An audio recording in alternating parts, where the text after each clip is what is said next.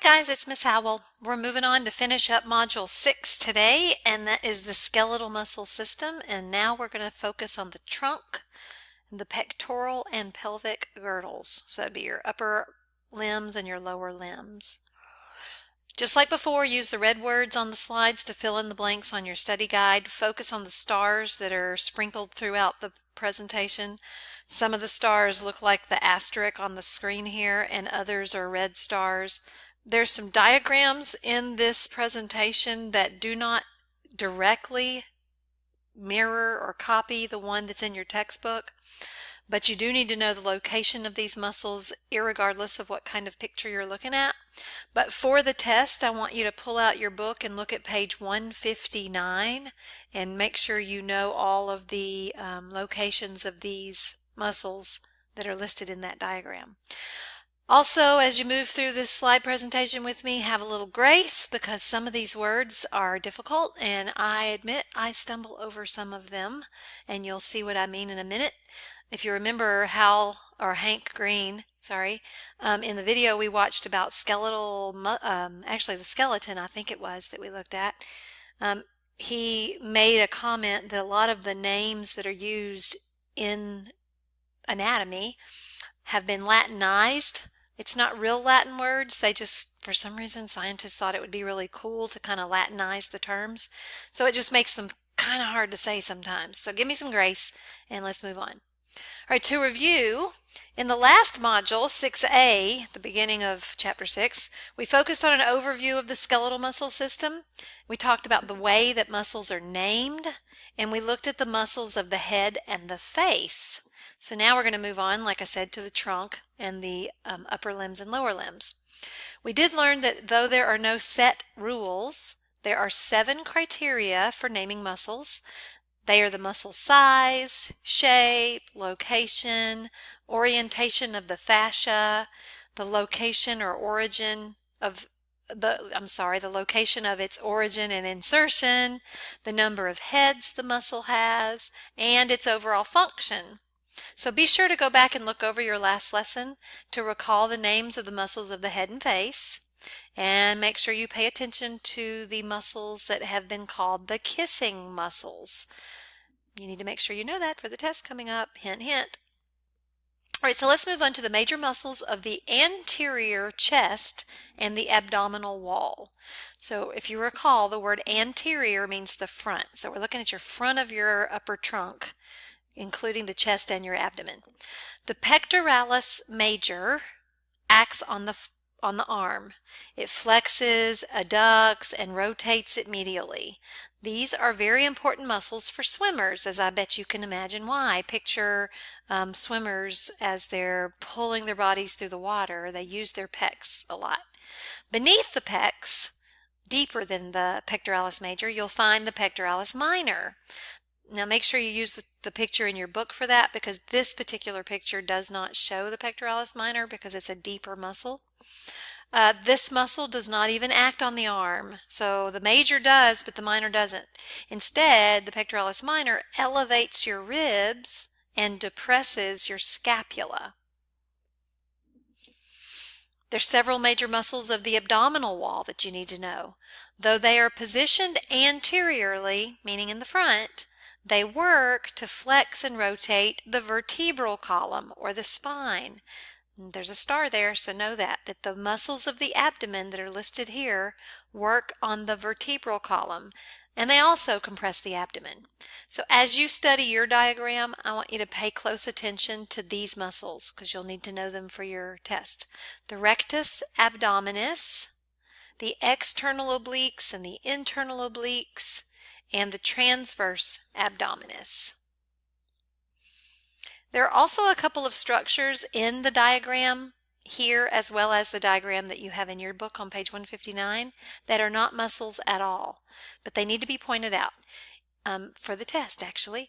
The linea alba, or white line, let's see if I get the cursor over here, that is a band of connective tissue, if you follow my cursor, that runs down the center of your abdomen from the sternum to the pubis. So it's this white line down the center. It acts to securely bind all your abdominal muscles in place. And also, you can tell on this picture, this entire area here that's colored white, that area is called the, well, it doesn't have a name, but it is. The rectus abdominis muscles are covered with this sheath of connective tissue. And it's just a big band of connective tissue that holds everything in place. You've probably heard of a hernia, people having abdominal hernias. This is just another layer that God's provided us with to kind of protect and hold everything tight and still within your abdomen to prevent injury. Using this diagram, I want you to locate the trapezius muscles. That's this one right here. The trapezius muscles, like a trapezoid, often called the shoulder shrugging muscle. Also, when you row a boat, your latissimus dorsi, these muscles here, are used to row a boat, or if you're trying to pull something downward with some force. Those are your lats. The four muscles of the rotator cuff are shown in this image. These work together to provide stability of the shoulder. Remember that ball and socket joint of your shoulder. It has a lot of mobility, and that makes it very unstable. So to help stabilize those bones, you've got the rotator cuff. You might recall that maybe, if you're a basketball fan, that back in January, not of this year, but the previous year, Kobe Bryant suffered a major tear in his rotator cuff. Most likely, they believe, after he dunked a basketball during a ball game. He probably had a lot of overuse, slight tears and injury to that area that led to the eventual rotator cuff tear. Rotator cuff injuries are prevalent sports injuries due to the overuse and stress on these relatively small muscles. If you remember, when we went to David Lipscomb, Dr. Schote showed us a couple of shoulders, and he pointed out the small muscles and how each individual one of these has a little bit different motion that it allows to help pull the arms up and around and tend to rotate them around. Lastly, of note for this group of the major muscles of the shoulder, back, and arm is the triceps brachii, which is the antagonist of the biceps brachii. So we're looking at the posterior side of the shoulder, and you want to look down that arm a little bit, and you'll see the triceps. These triceps work to extend the forearm at the elbow. So talking about the arm, let's move on to the major muscles of the forearm. So while the triceps is the muscle needed to extend the forearm at the elbow, the biceps brachii is the muscle that flexes it. Two additional muscles help the biceps in flexion. That's the brachioradialis and the pronator teres. Many of the muscles of the forearm are named specifically because of their location and because of their function.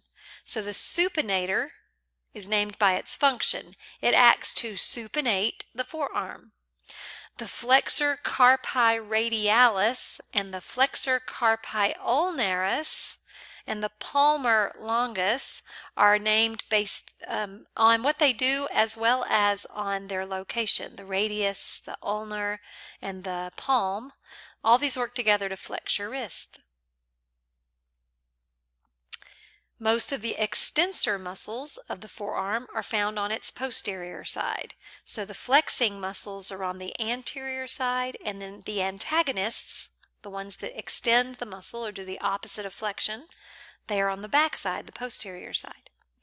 Another structure of note that is not a muscle, remember you had to know the linea alba in the middle of the abdomen, that white line? Well, this one is another one. This is called the extensor retinaculum. That's a hard one for me. The extensor retinaculum. This is like a bracelet. It's found right here on the wrist, right here. It's a bracelet of dense, regular connective tissue that works to hold all of these tendons down. See the white tendons in this wrist? When you're flexing and contracting your wrist, so that those tendons don't bow out and stick out. If you pull the sleeve up on your own arm and you look down on the inside of your wrist, you can see two tendons that run down the inside of your arm, and they've got this band of connective tissue that kind of keeps them in place. The hand itself is full of tendons, and you can see those in your own hand as you wiggle your fingers. That tendons that extend from muscles of your forearm. So the muscles that do the work are in your forearm. These muscles that control the hand but that are in the forearm are called extrinsic hand muscles because they're external to the hand. They provide your hand with strength, but for delicate movements and very fine motor skill type things, you have intrinsic hand muscles. There are some very, very dainty small muscles inside the hand. And if you want to read more about those, pull out your coloring book and look through those if you're interested in knowing more about hand muscles. All right, let's move on to the thigh. We're going to go to the lower part of your body, and we're going to look at several different views of the lower limbs. So this is a lateral view, and seen here are two of the gluteal muscles. The gluteus maximus is the most prominent. Most of the time when somebody talks about their glutes, they think gluteus maximus. The gluteus medius runs deeper to that. It's a little bit deeper, it's underneath the maximus. That's the muscle layer you might have received a shot in at the doctor's office, and I can show you more about that in class. And I can show you a little trick to make it not hurt as bad when you get a shot in your backside. Not seen in this particular picture is the third layer of the gluteus, which is the gluteus minimus, which is the deepest one still. So the glutes are really three muscle layers deep. You've got the maximus, the medius, and the minimus. All right, now we're looking at the posterior view. In this view, you can find the hamstring muscles. This group of three muscles is used to flex and extend the leg.